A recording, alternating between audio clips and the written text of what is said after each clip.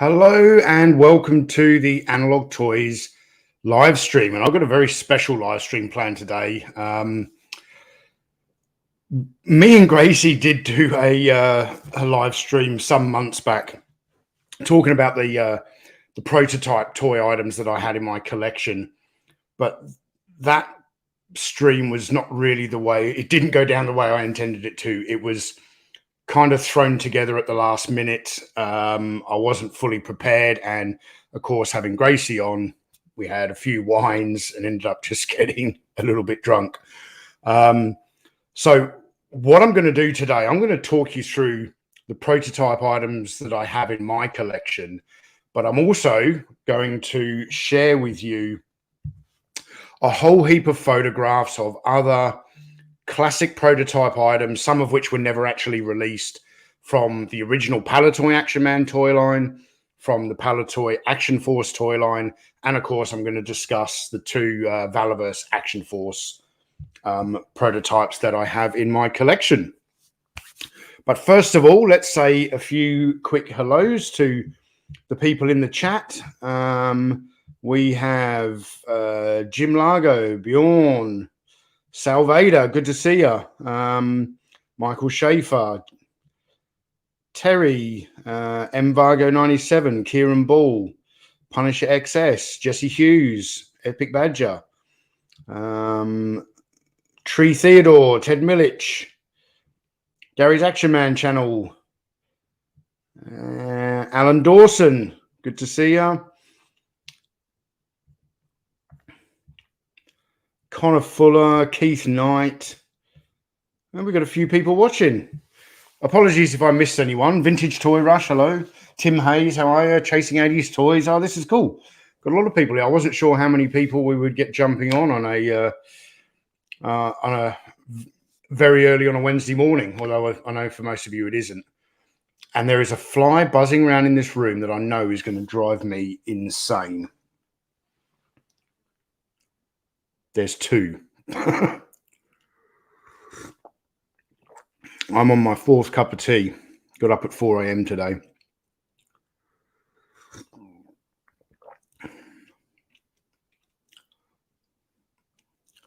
I mentioned you, Alan Dawson. Okay. So when it comes to prototypes of toys, there are different concept stages, and obviously things have evolved over the years. In the modern day, we have digital mock-ups, digital renders. That's kind of how things start. Well, maybe even before that, it probably still starts with drawing a concept. I'm not 100% sure, but certainly back in the Palatoy days, it started with an initial concept, which would be a drawing. Then there would be a mock-up of whether it's the outfit or the figure or whatever, using sculpting clay, whatever they had. And as they went through the various different stages, you would often find that in a lot of the toy catalogs back in those days, in the 70s and the early 80s, a lot of the items that you see in trade catalogs would actually be like late stage prototypes that ended up varying to the eventual released figure. So I'm going to show you some of those examples, particularly from Action Man, where trade catalogs and other kind of Action Man catalogs came out and they showed you early prototype concepts for a figure. And then I've got some examples here where I'll show you what the actual finished figure looked like. And you can kind of see some of the differences there. Jim Largo, thank you very much for the super chat. He says, it's always time for action unless it's tea time or Gracie has other plans for you. That's very true. Nice to see you, Tony. Nice to see you too, Jim. Sergeant Slaughterhouse in the house. Ed's Retro Geek Out. Hello. Nick, this is my kind of stream. All right, so first of all, I need to tell you a story. I'm going to go back to 2011 when I finished up my job in Iraq, and I took about 9 months off to. Basically, I didn't work for. Well, I didn't have paid employment for 9 months, because I had developed this idea that I wanted to make a feature-length documentary about Action Man. And I had written the majority of the narrated script while I was still in Iraq, and had been throwing that, drafts of the script back and forward with Bob Breakin and researching videos and things like that. Laser pants. I'd like to see the prototype Bantha tail. Well, the Bantha plug. I think all those guys actually have at the moment is a prototype and not much else. That really threw me off, Laser Pants. Thank you for that. What was I saying? Oh, yes. So I was making my Action Man documentary. And I'd been doing a lot of research. I bought and read every single Action Man book that was available. There's been a number of them over the years that have come out. And also I was on message forums and talking to a lot of other collectors. And a lot of people, including Bob himself, was talking about what was the name of the uniform again? The King's Royal Horse Artillery, I think it was. It was a uniform that they were planning to introduce into the original range of ceremonial figures. There was really classic British Action Man outfits from the early 70s where they did the Lifeguards, the Blues and Royals, the 17th, 21st Lancers, Argyll and Sutherland Highlanders, all of those. Bob told this wonderful story in my interviews about how they wanted to do this King's Royal Horse Artillery, which had all this intricate braiding on the front of the tunic. And he remembered that the department within Palitoy that used to make the miniature clothing for Action Man really struggled to get all of this intricate braiding onto the front of the tunic. So he said they tried to injection mold it with like a flexible PVC material. And he joked that it ended up looking like this uniform had scrambled eggs spilt all the way down it. Anyway, I spent about 3 days in the archive room of the V&A Museum of Childhood in Bethnal Green, London. The V&A Museum of Childhood, it goes back, it shows toys, dating back, 200 years. Wonderful museum. If you ever go to London, I highly recommend you check it out. When Palitoy closed down, they basically boxed up everything in the factory, particularly the design department, and just gave it to the V&A Museum of Childhood. And they've only got a very limited amount of Action Man, Action Force stuff on display in the museum. But they have boxes and boxes of stuff in their archives. And I was very fortunate. It took a lot of kind of back and forth correspondence while I was still in Iraq. But I was very fortunate enough to get permission to take my filming equipment into the archive room of the V&A Museum and basically go through all of the boxes that came from the Palitoy design department when it closed down in 1985. And an item that I discovered in there was this. This is the prototype of that King's Royal Horse Artillery outfit that Bob had discussed in his story. No one believed it still existed. It does exist. It is still in the archive room of the V&A Museum of Childhood, and I was overjoyed to discover this. It's a wonderful, wonderful piece of Action Man history, and even though it still sits in a cardboard box in that archive room, at least I was able to capture digital images of it and put it into my Action Man documentary, and obviously share it with you guys today. Connor Fuller, thank you very much for the super chat. He said, I managed to bag a desert rat using a post forwarding service. I'm so stoked to be getting a Tony figure. Yeah, I made that post on social media yesterday showing I wanted everyone to know that I am also a paying customer. Bobby has been kind enough to, normally when I get a package, he might put something a little extra in there, but I want to pay for this stuff. And I've actually sort of said to Bobby, I love this toy line. I want to pay for it. I've even bought 2 Desert Rat figures, even though people might think it's weird I'm buying my own figure.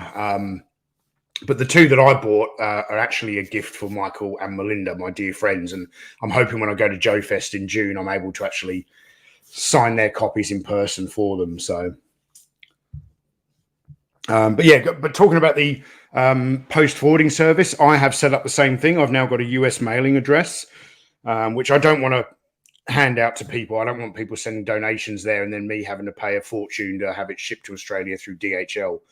But I've got another shipment of Series 1 that I bought from Bobby before everything sold out.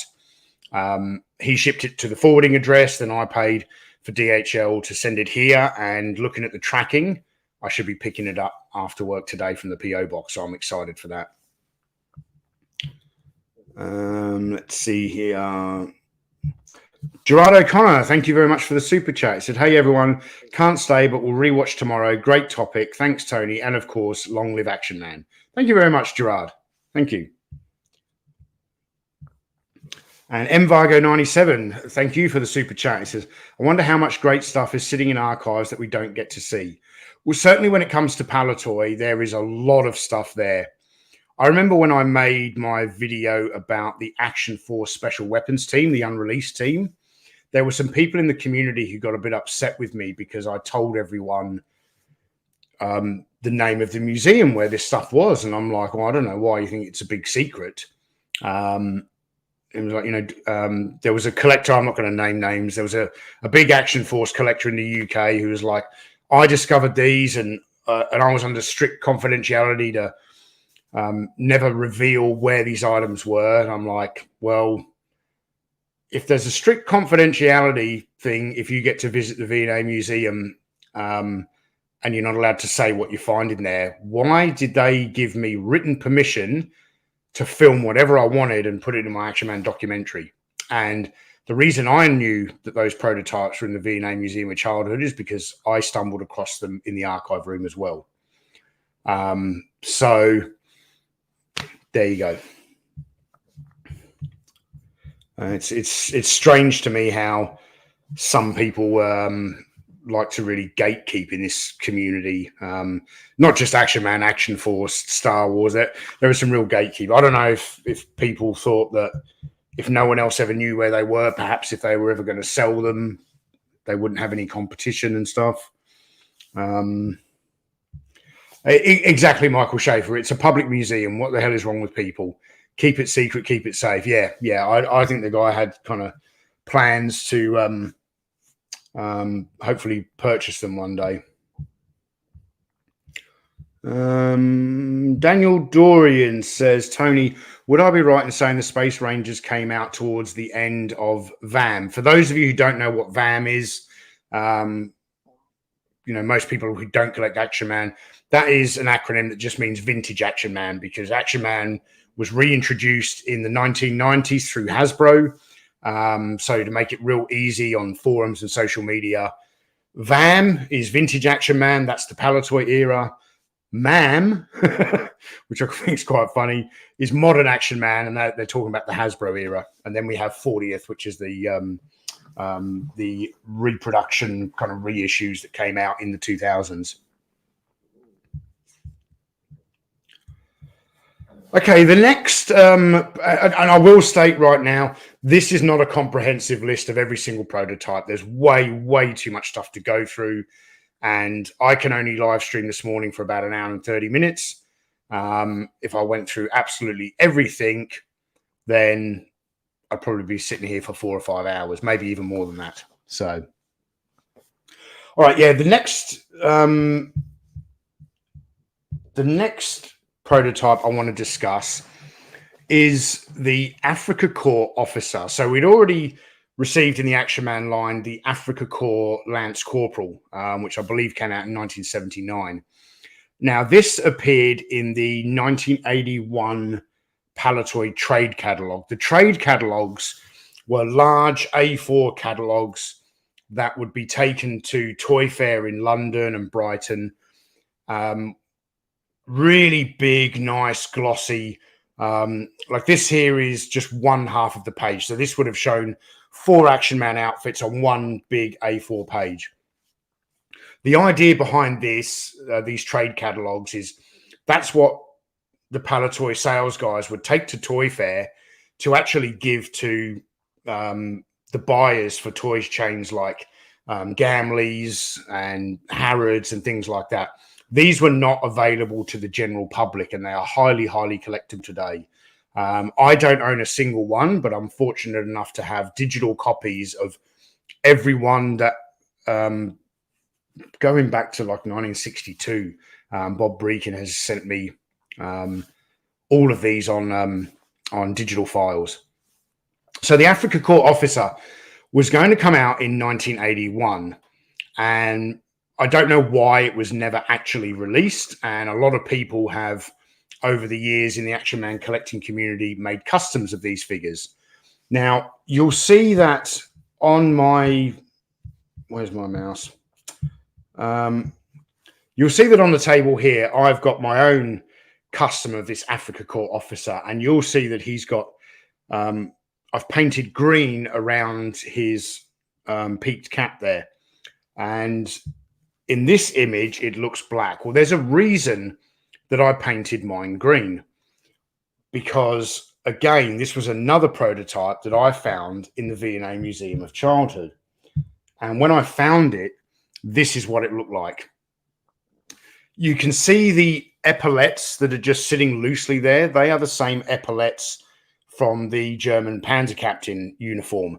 I have always intended to one day get a pair of these epaulettes and basically put it onto this this outfit. I've just never gotten around to it.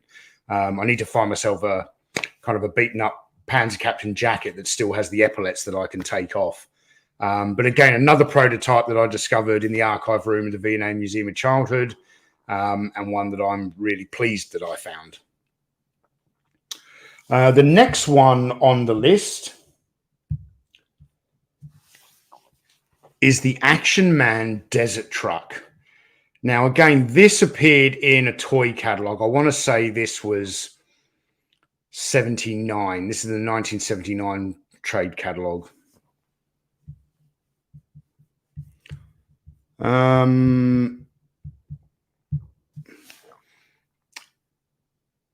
Tony, they were not the same as the Panzer Captain because they don't have the GD. I don't know what GD monogram is.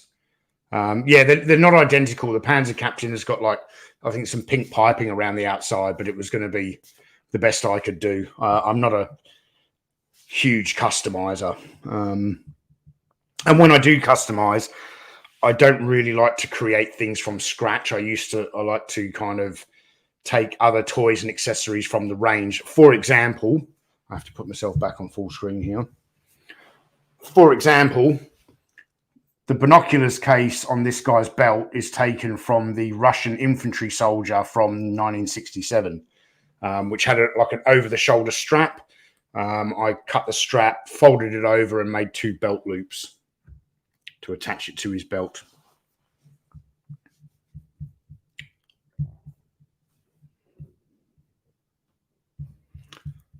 KBA says he loves that guy in the truck driving it shirtless. Yeah, well, the Action Man Desert Fighter was released literally with a slouch hat like that. Well, slouch hat is what we call that Australian campaign hat with like one side turned up.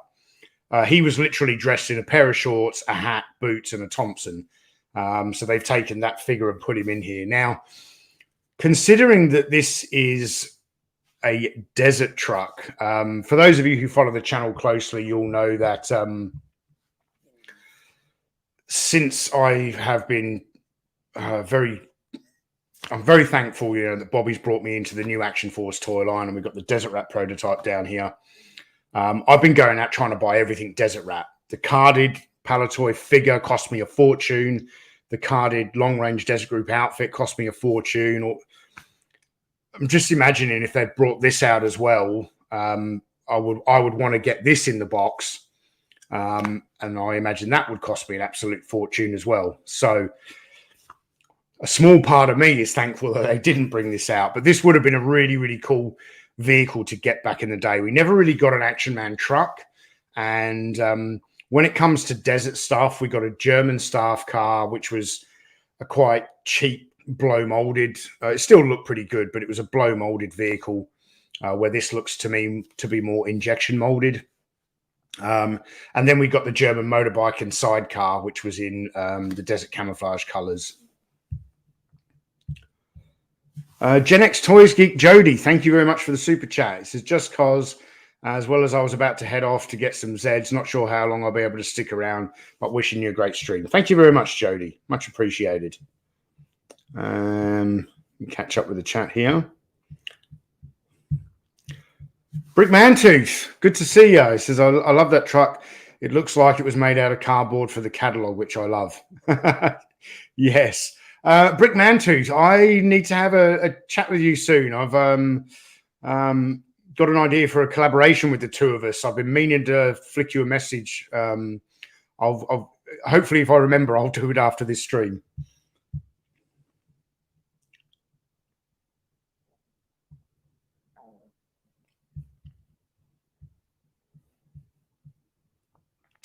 Okay. Now, the next...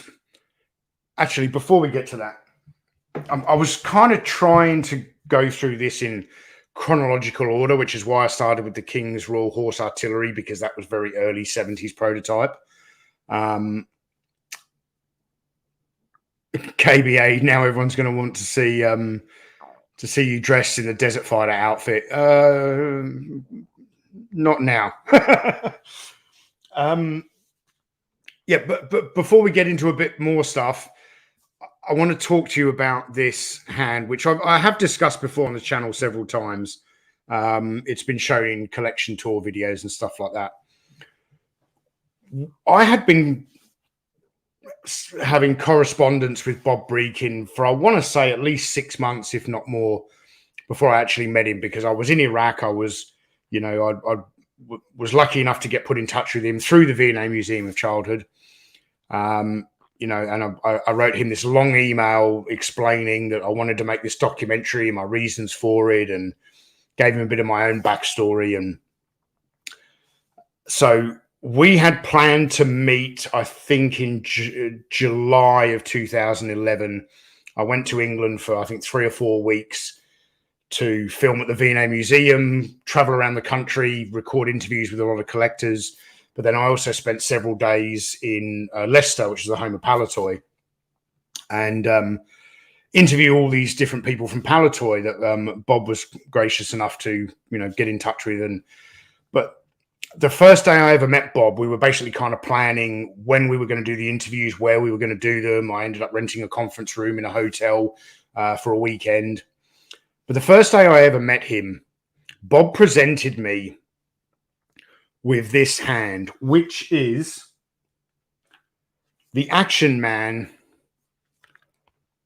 gripping hand that he sculpted based off of his own left hand. So every Action Man figure, it's got, you know, lines in its hand. It's Bob Breakin's hand. And what happened was, in the early 1960s, Action Man was just, you know, they borrowed the tooling from Hasbro's G.I. Joe, and it was just, you know, manufactured in a different factory, but it was almost identical to G.I. Joe, almost identical.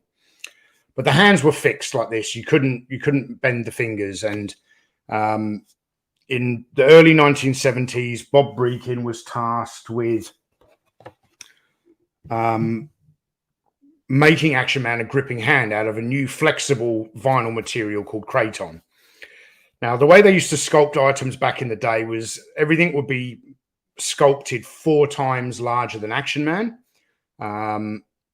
So a quarter, whatever. I'm not great at maths. So smaller than a real human hand, but 4 times larger than Action Man's hand. And Bob still has the original hand that he sculpted, which is all, it's in a real dark grey color. I don't know what he made it out of. Well, a number of years back, he had commissioned someone to make a casting off the hand that he'd made. And I believe he only produced 4 of these. And he presented one of them to me the first day we ever met. And it was kind of like, good luck with this project. Here's this. And it was mind-blowing to me that, you know, he gave me this this scale replica of his original sculpture of the Action Man gripping hand. Now, this isn't the first figure to come with Bob's gripping hand. this came out 3 years later when they introduced Eagle Eyes. But the reason I chose to bring this figure out and not the earlier one, because the hands are the same, is because this is when they changed the Palatoy logo to the more colourful one. The old Palatoy logo was just a black font, and I particularly like this Action Man box. So, whoops.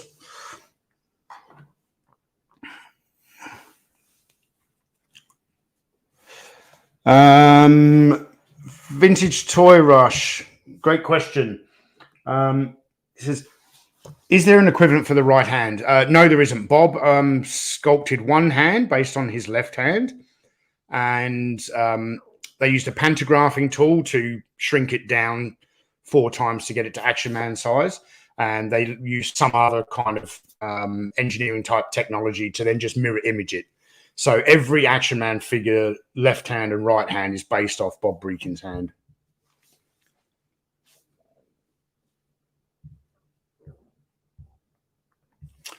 Daniel Dorian, thank you. He says, interesting the Space Rangers were released when the smaller scale craze was going on. Well, the thinking at the time at Palatoy was not so much about the smaller scale craze, it was about the space craze. Obviously, that smaller scale was introduced by Kenneth Star Wars, and they already had this massively popular toy line. It was already in this scale, and they went, we've got to take Action Man into space, and they came up with the Space Rangers and Captain Zargon, who I'll talk about in a minute. And you know, the Space Rangers were successful, but a couple of years later, going into 1981, the company said, "Hey, let's shrink Action Man down to a different scale, because he was costing himself. He was being priced out of the market. You know, a single Action Man figure was worth, I don't know, £3 or £4, and a small Star Wars figure was 99p or something like that." Brickman 2 says he has so many copies of Bob's hand in his house. Very cool.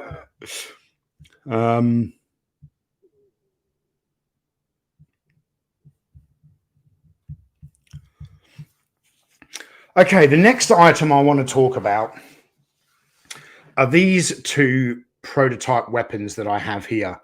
These were very, very generously gifted to me by Greg Hughes, who is another Palatoy designer.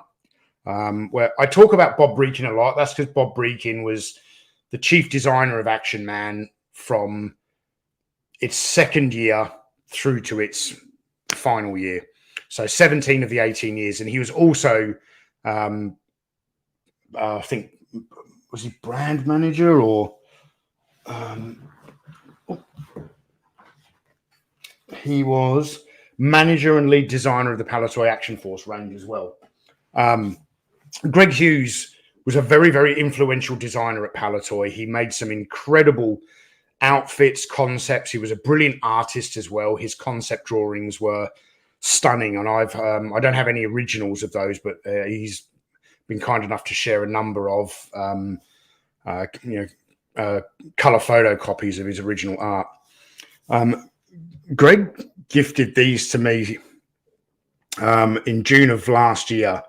He said, these guns, the Moisin Nagant and the PPSH-41, were test shots for an Action Man weapon set that was cancelled. They were never produced and may be the only ones in existence, excluding resin casts for catalogue shots. Again, a few of these would remain. This blew my mind when I received these. And to show you this unreleased set, it also did appear in some, not only Palatoy trade catalogs, but also in some of the leaflets that you used to get, the fold-out posters that would come with the boxed Action Man figures. So you can see here, there was a number of unreleased weapons here. We've got the Uzi just there, which I would have loved that in the range. We did kind of end up getting an Uzi, I think, in the French Action Man range with the Israeli Paratrooper, but never in the Palatoy range. We've got the Browning automatic rifle there, the BAR. That would have been cool. the MP44, I think that is. Someone correct me if I'm wrong. I would have loved this for the German paratrooper.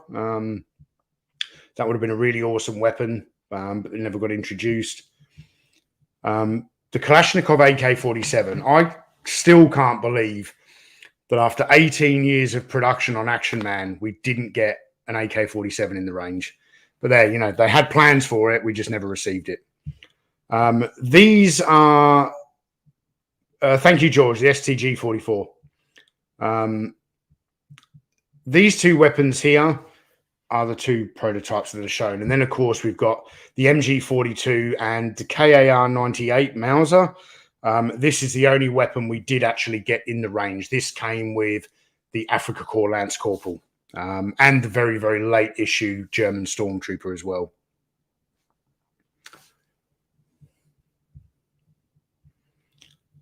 Okay, what is next on the list here? Okay, now we have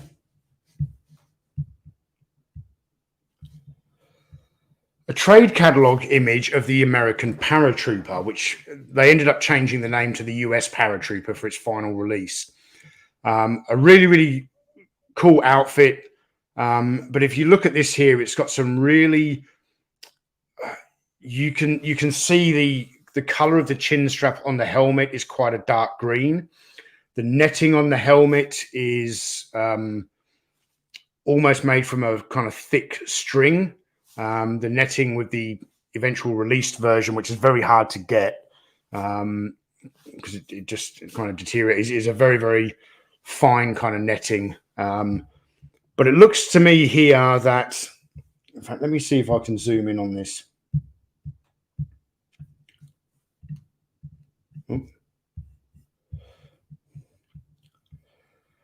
So that's actually a fabric belt with a clip and some pouches and a harness. What we ended up getting in the range. So this is a great example of a kind of late edition prototype being used for catalog photography that differed quite a lot from the finished production sample. You see the colors are quite different, and this guy here has a full set of injection molded flexible PVC webbing. The helmet strap is not green, it matches the webbing. So a really cool outfit. You would have seen this sitting behind me on the shelf in the last two Band of Brothers live streams that I've done with Michael French, because I thought he's an American paratrooper. Band of Brothers is about American paratroopers. He's 82nd Airborne, not 101st Airborne, but there you go. I believe I may have missed a super chat. I did. Toy with it. Thank you very much. Always enjoy your Action Man knowledge. Thank you. Yeah,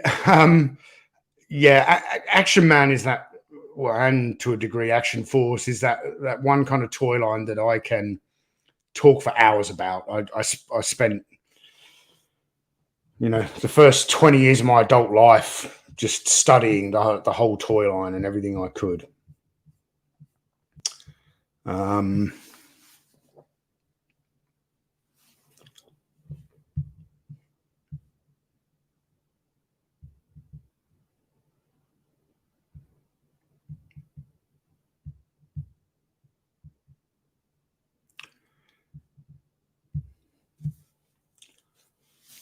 Yes, the cloth materials were amazing even back then. Thank you. And Jesse says, Tony, is that a Welsh Royal Guard? It was sold as a Grenadier Guard, but I believe the plume on the side of the helmet is the wrong color for the Grenadiers and is actually like a Welsh Guard. So, yeah, take for that what you want. But it was always sold as a Grenadier Guard.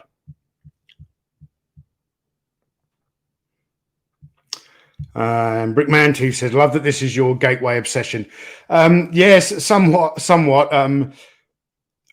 Because the Action Man range is so extensive, and also even back in the 90s when I was collecting this stuff, it was already going for ridiculous prices. I had made a decision very early on that it would be the only toy line that I would collect because there was just too much of it. But then pretty much when I finished the documentary, which would have been like 11 years ago now, that's when I sort of said, right, I'm going to branch out. And I first of all started collecting $6 Million Man stuff, and look at me now.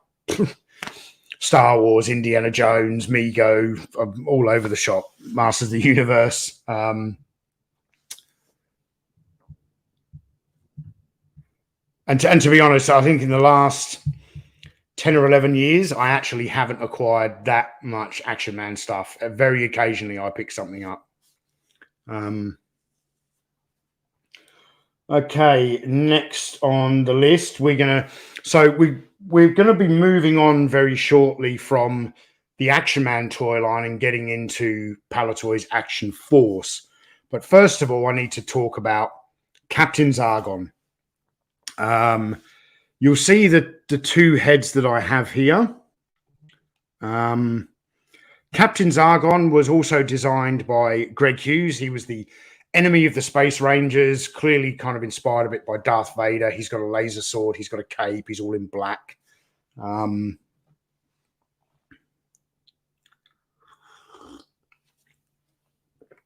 actually, speaking of Brick Mantooth, I wrote a whole article about Captain Zargon for an issue of his Toy Ventures magazine. I think it was issue 2 or 3, something like that. I have to write another article for the magazine. It was my first time ever being published. Evander from Paris, Tony, did you ever have a look at the Action Man sticker collection album by Panini I sent you? There is a story set around a half track. Was there any plans to make the vehicle by Palitoy?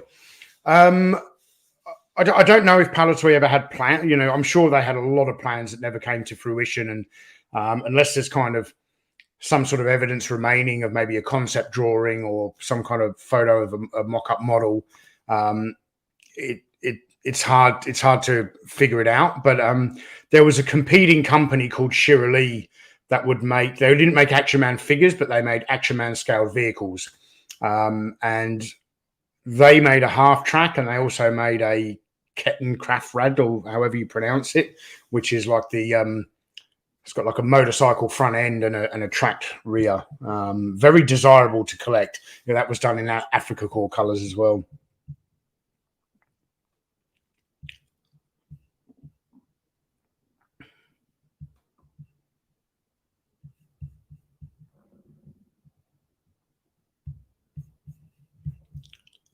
Rarely buy Mego toy.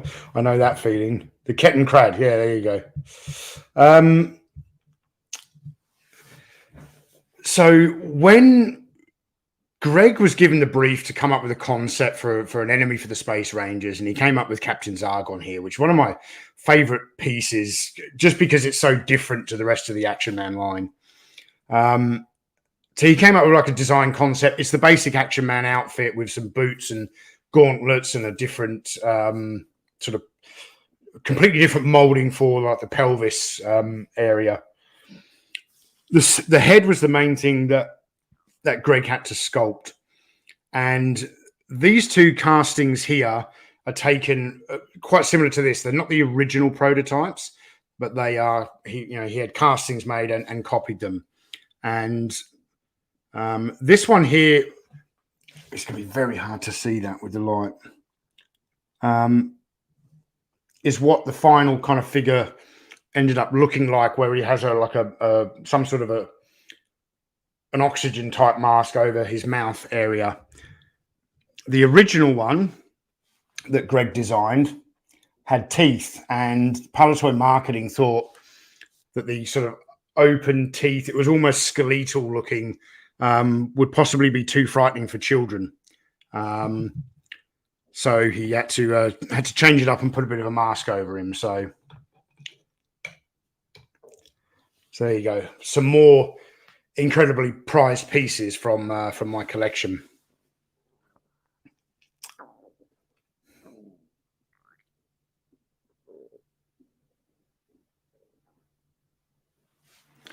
Okay, now we have. Sorry, I was just trying to catch up with the chat there. You know, when I do a live stream with Michael French, like Band of Brothers, you know, and we can stream for 2 hours, because it's a two-way conversation.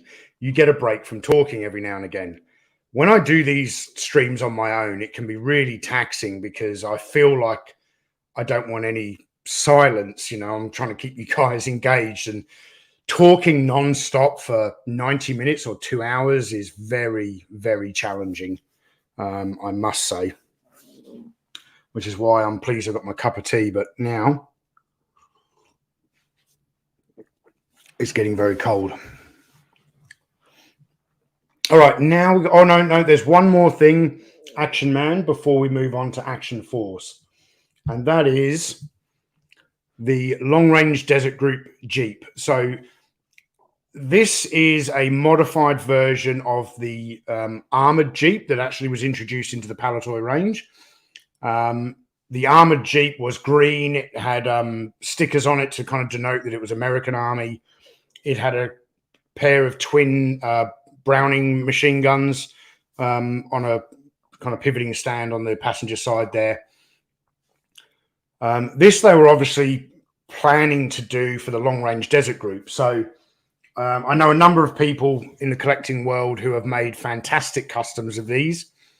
Again, if this is something that they had have brought out, I would now be, you know, Desert Rat would be off trying to find a boxed example of this, a loose example of this. So it's a really, really cool looking Jeep. I wish we had got this back in the day. But now, as of 2022, I'm kind of glad we didn't, because it would make me bankrupt trying to fill out this Desert Rat collection. So Michael Schaefer says, wow, a Jeep I would consider buying. Cool. Yeah, it is a very, very cool Jeep, I must admit. This is obviously based off the way the kind, you know, when the SAS was first formed and they were doing these, you know, raids in North Africa. There's a very famous image of them lined up with a whole heap of these Willys Jeeps that, and they're covered in equipment, strapped on everywhere, where they would do these, you know, these sort of long range behind the side missions.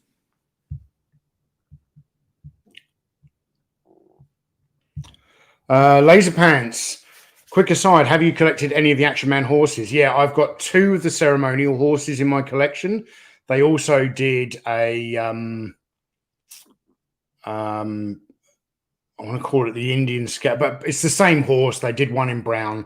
I don't have the one in brown. I've got the 2 black ceremonial ones. One is being ridden by the 17th 21st Lancer, and the other is being ridden by the Blues and Royals.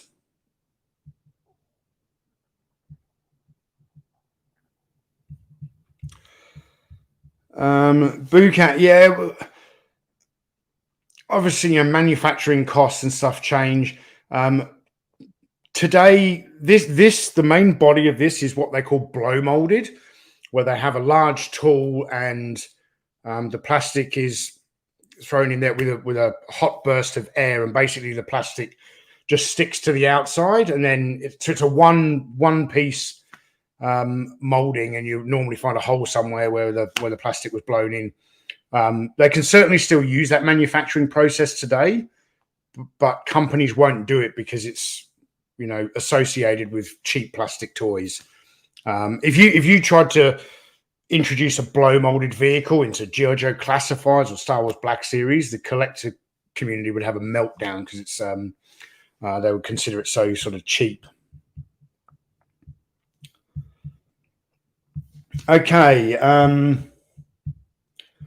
this image here, a lot of the Action Force stuff shown in the 1982 trade catalogue, and 1982 was the first year that we got Palatoy's Action Force. A lot of what was shown in that catalogue was prototypes. So this is a prototype mock-up of the cardboard Action Force headquarters. If you look closely, you'll see that, let me zoom in again.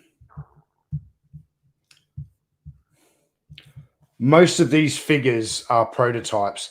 The ground assault figure, the colors are completely wrong to the finished version. German soldier is very, very different to the finished version. You can see here that part of the Marines SLR is painted. These would be either resin, I want to say, resin, or possibly even metal prototypes.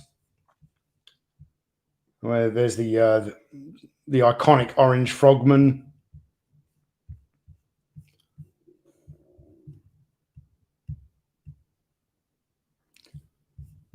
Yeah, so just another really good example of how toys evolve over the development process, and yeah, back in those days, there would be a really big push to have a trade catalog photographed and completed in time for the January toy fair.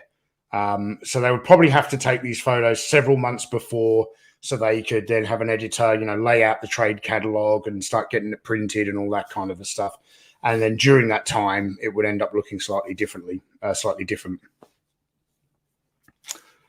Yeah, Daniel Dorian, I kind of agree with you here. I love the real thing, but there's a lot of different colors going on here to the finished version and things like that. So yeah, very, very cool.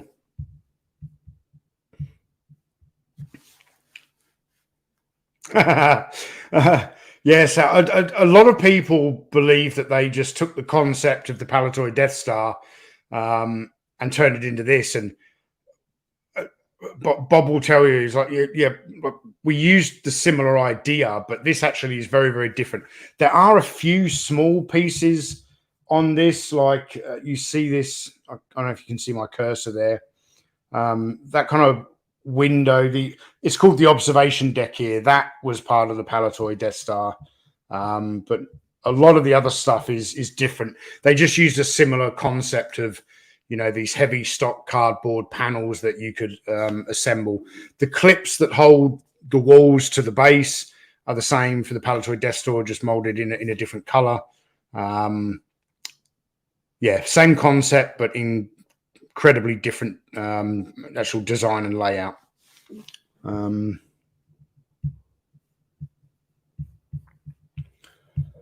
Okay. Now, a lot of the prototypes coming up have been shown in my 6-part Palatoy Action Force video series that I did, but I don't want to gloss over them, so we'll kind of talk about it again here. So here is the prototype concept for a Q-Force officer. It turns out that Palatoy had a real thing of doing mock-ups of officers that never eventually made it into the final line. There was a prototype designed for a German staff officer that never made it in. This one I think looks really, really cool. I could see him commanding the Q-Force Swordfish. That would be awesome. Again, another officer that was never introduced, the Red Shadow officer, never made its way into the finished line, but I believe, is it the Kraken Wakes on Instagram? He does a lot of customizing. I believe he made this stuff. So he's made a whole series of these figures and put them out.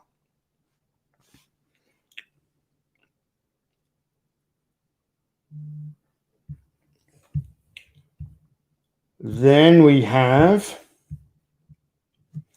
the Space Force prototype, and the prototype that you see here is this large kind of vehicle at the back, which it was a proposal for a cosmic troop transporter. Doors on the pods drop down for troops to gain access. Concept by Bob Breakin, prototype constructed by Kevin Heath. You'll also note here down the bottom a very early concept. In fact, let's zoom in on this. A very early concept for the space engineer, and then a female kind of space pilot that was never ended up being introduced. But here we have the cosmic troop transport. Looks like something out of the Alien movie. Very, very cool piece. I particularly like this. Okay, where are we?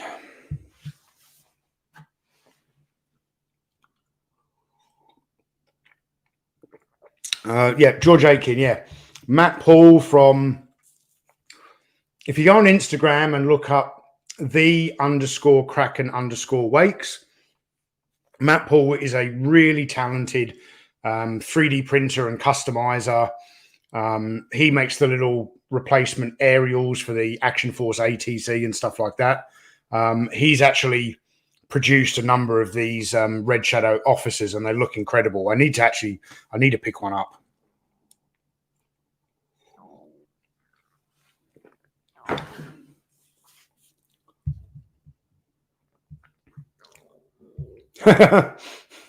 KBA. That sort of looks like a World War II German Deadpool. Yeah, never thought of that.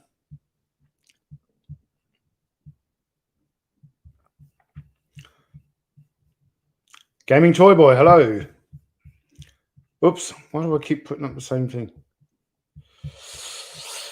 My fingers are tapping. All right, now we get to the prototypes in my collection, and I have here this is probably my favorite set in my whole collection of anything. I have here an original metal. In fact, let's take this guy out very carefully.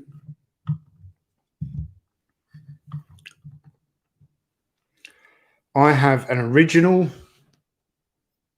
metal SAS Troopa from the 1982 Action Force line. This was an original metal concept prototype, hand painted at Palatoy.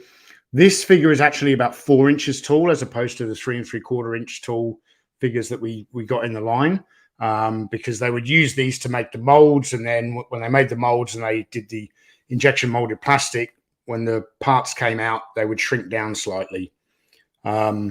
This was gifted to me. In fact, this whole collection was gifted to me by Bob Breakin. It's my absolute favorite in the collection. So I've got this particular figure carded. I've got both the 1982 card, which has some beautiful artwork on the side, and then I've got the 1983 carded version when it went from the artwork to the SAS team logo. So that's the metal version. This guy here is a resin version. You can see his hand and one leg is broken off. The resin was very fragile. But these were the type of items that would have been featured in those catalogs, and also taken to Toy Fair before they had finished production samples of the figures. And this piece in the middle here, that is an early metal test shot of a pair of arms, on my right, your left. A yellow test shot of the front half of the torso, and a resin sample of the SAS figure's head. These are items that I will never, ever, ever let go from my collection. They will stay with me till the day I die, and then I'm probably going to have written into my will that when I die, that these get sent back to the V&A Museum of Childhood, or no, probably the museum in Leicestershire.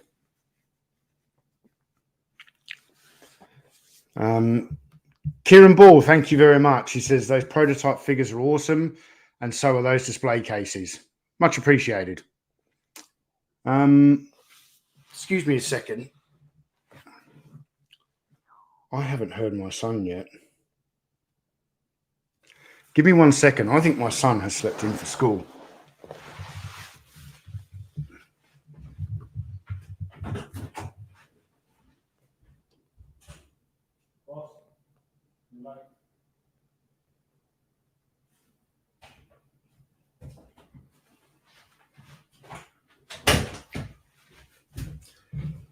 Apologies. My son slept in for school. Oh, I just woke him up. Yeah, Kieran Ball, thank you very much. These displays cases, I was very pleased when I discovered these.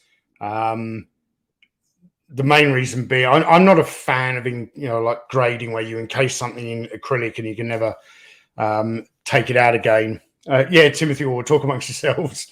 I like the fact that I can slide these open, and not that I handle these very often, but just displaying them like that, and they're not permanently encased in acrylic. So, Salvader, thank you very much, man. Very generous super chat. I've been giving eBay too much money recently, so here's some for you instead, and some for YouTube, I guess. Thanks very much, Sal. Appreciate it.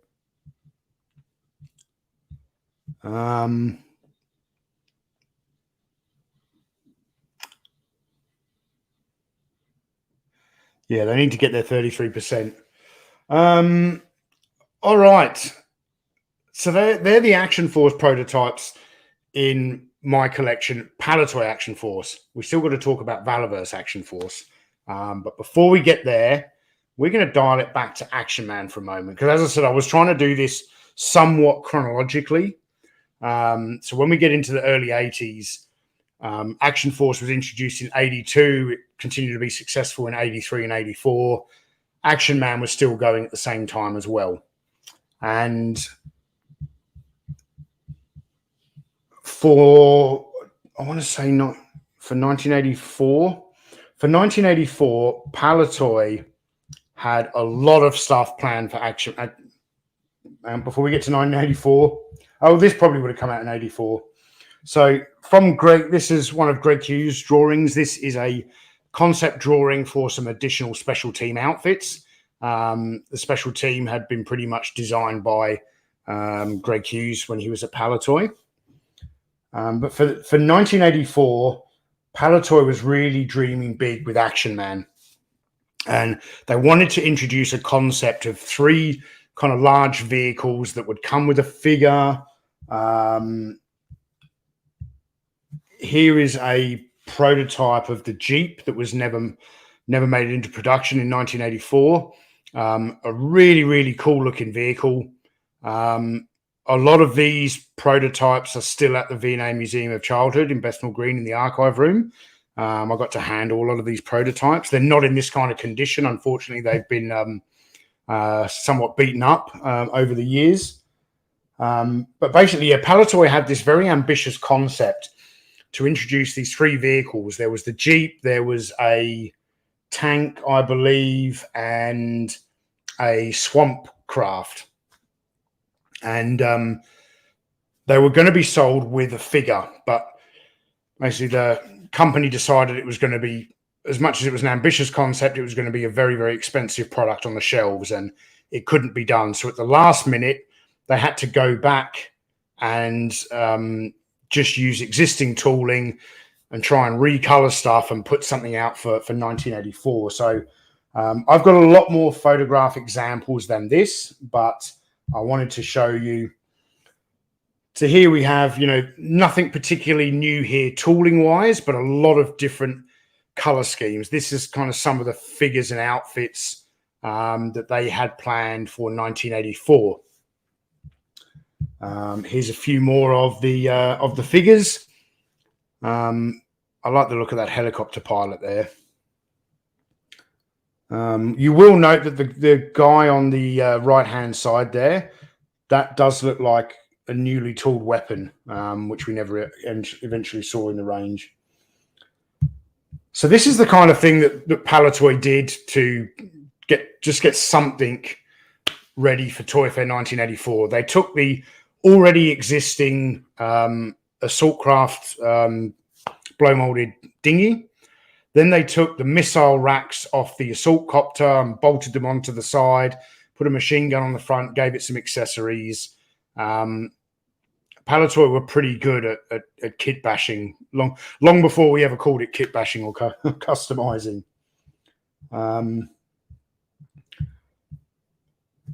So here you'll see that the same assault craft again, along with a recolored helicopter, a recolored pursuit craft, and a recolored and quite heavily modified training tower. That's a that's a nice sort of lineup of big product that they were going to do in 1984. And we have here,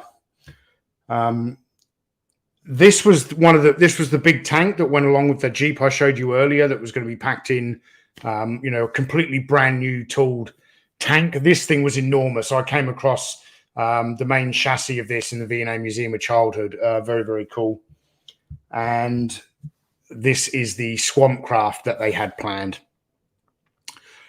But as history would later teach us, very unfortunately, they went from this ambitious concept to then recoloring a lot of stuff for 84.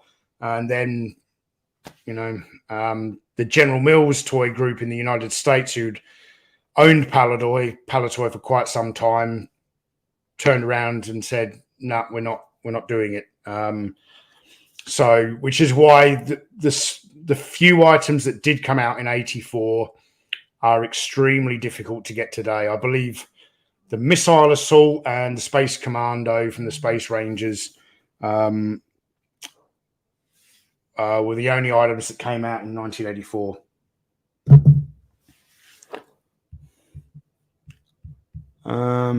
Wolfhound, thank you very much. Very, very generous super chat, my man. He said, just showing my support. I'm surprised that many of these toys never made it into production. Well, they made so much stuff. There's always going to be ideas and concepts that never make it for one reason or another. The King's Royal Hussars uniform I showed you at the start, they never did that because they could never get that braiding on the front of the tunic correct. So, it was never going to look the way they wanted it to look. So.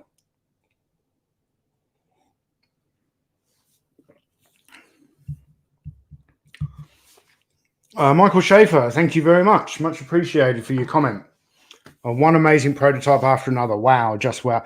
Yeah, and guys, if you're particularly into Action Force prototypes, you have to go back and watch my interview with Bob Breakin from Iconicon of July last year.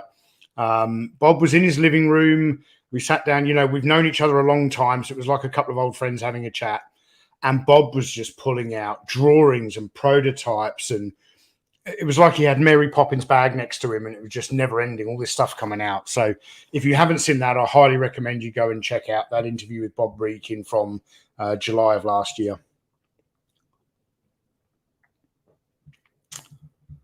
Kalel 48, did the missiles in the tank actually fire, or were they not removable? I have no idea.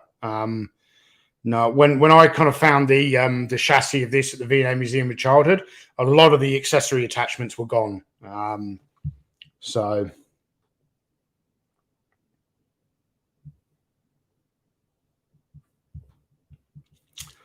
All right, now we're going to get into, and I meant to bring in my Condor figure from Valaverse, but I left that behind. I'm not going to talk to you about the Desert Rat Paint Master because you guys have probably been talked to death about that figure down there. What I do want to talk to you about, though, is the Condor Paint Master from the first Valaverse Action Force Kickstarter that Bobby very graciously gifted to me last year.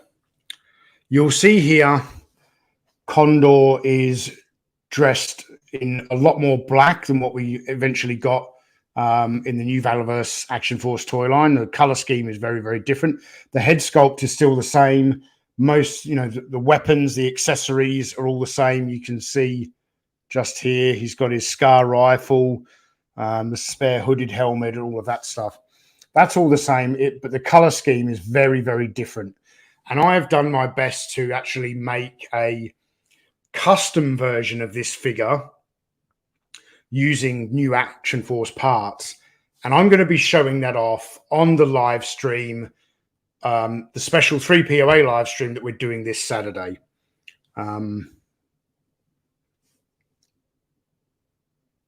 Amazing piece. I absolutely love this.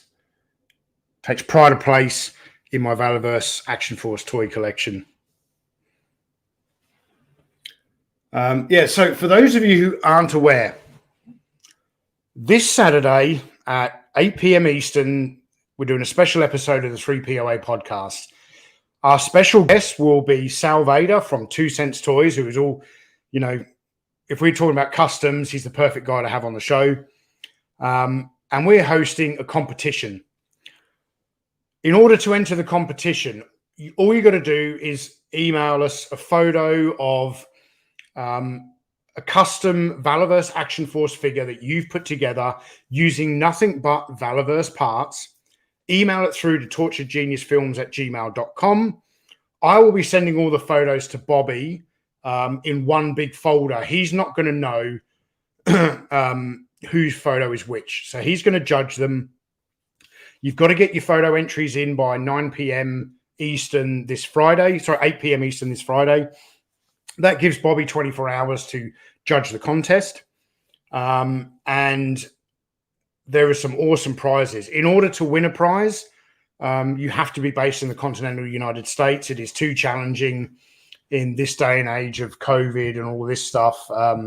Someone wins a prize and they're in South Africa, it could cost Bobby $150 to ship it to them, unfortunately. So you've got to be in the continental United States. You can still submit photos for us to show and talk about on the live stream.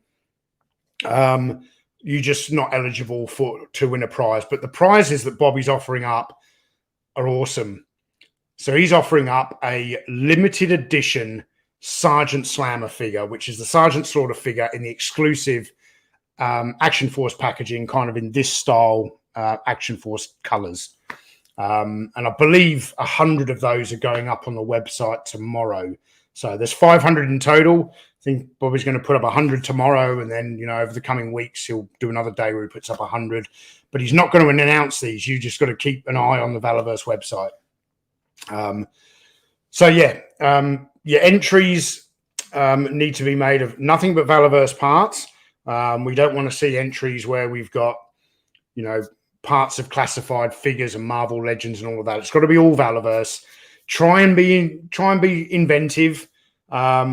You know, just I don't think just swapping a pair of legs on a figure to give him a different pair of pants, I don't think that's going to win you the competition. Try and be inventive if you can. I've made up a number of customs. I've got like 4 or 5, which I'm going to be showing on the stream. So we're going to go, me, Laser Pants, 2 Cents Toys, and Bobby Valor. We're going to go through, show you some of the customs that we've developed, as well as showcasing the photos of your customs, and hopefully we get a real worthy winner. I will say we haven't had that many entries yet. So guys, you've still got plenty of time. Get your photos in for a chance to win some awesome prizes. Second prize is going to be a issue of a copy of Action Force issue 5 signed by Sergeant Slaughter himself. And third prize is going to be a Riot Trooper and Riot Gear pack. So 3 awesome prizes, a really, really fun live stream coming up. And I hope as many of you can be there as possible. Jim Largo, thank you very much. Said, Tony, are any of the 40th anniversary Action Man sets worth picking up? I'd like to have one example from each year of Action Man, Action Force on display. Yeah, I wouldn't get any of the 40th anniversary figures. They were really bad. But if you want to get yourself a carded outfit or something, they're actually quite good. They're really good reproductions. But they are now commanding extortionate prices. So be prepared to pay up for them. Yeah. Depending on which one it is. But yeah, they're getting harder and harder to find, and they are commanding ridiculous prices these days. So, all right, guys. Well, I hope you found this live stream somewhat interesting. I don't think there's anything else here for me to show you. Oh, there's one more thing here from Valaverse. A very, very generous gift that Bobby sent inside another parcel, which I really like. Here we have a test shot in all black of the Swarm jetpack. This is a very popular accessory in the range. See, the finished one has translucent yellow wings. This is an early test shot, all in ABS black plastic, similar to the way we got the prototype armament set. So I'm trying to think of a really nice way to display this in my Valaverse collection when I move into the new house. Obviously, I'm going to develop a big Valaverse display when I get there. So very cool piece. But yeah, look, I was hoping to go for about 90 minutes today, but I'm going to wrap it up here because I've got a feeling my son's going to miss the bus and I might have to take him to school now. So, but you live and learn, don't you? So, all right, guys, thank you all for tuning in. I really hope you enjoyed the stream, and I look forward to seeing you on Friday on the Retroblasting YouTube channel for the third and final part of our Band of Brothers discussion. But it won't be the final time me and Michael get together to discuss war media, like TV shows, movies, or whatever. I'm going to try and me and Michael will try and nut out what the topic of the next show will be, what movie we're going to discuss, so that we can announce it at the end of that Band of Brothers stream. So I'll see you at 5 p.m. Eastern on Friday night on the Retroblasting YouTube channel, and then at 8 p.m. Eastern on Saturday night here on Analog Toys for a special episode of the 3POA podcast, guest starring 2 Cents Toys. All right, guys, thanks for tuning in, and I'll see you next time. Bye-bye.